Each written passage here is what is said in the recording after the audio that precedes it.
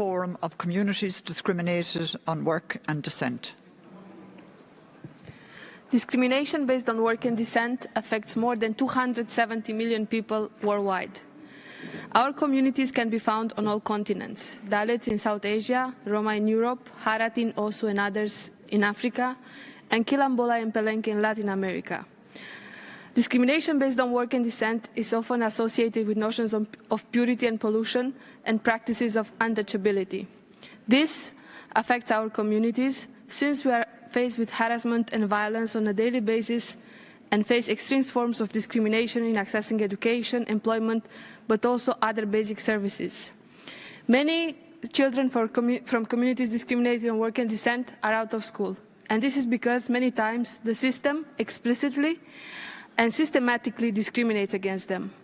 The curriculum and the academic environment creates a sense of alienation for our CTWD students by reinforcing false narratives, stereotypes, and standardizing social interests and values of the dominant society.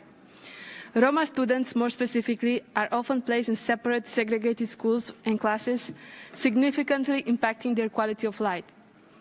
Educational content often fails to represent Roma culture, history, and the contributions to the European societies that Roma have brought. This absence exacerbates feelings of alienation among Roma children and undermines their sense of belonging.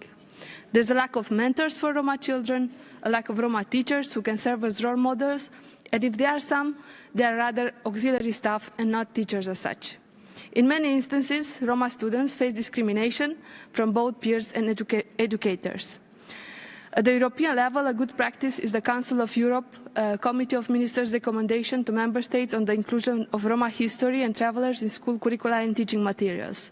While this is a good step, many countries fail to integrate this recommendation in their national education systems. We recommend governments implement their international non-discrimination. Thank you very much. Thank you. I now turn to Minority Rights Group Africa.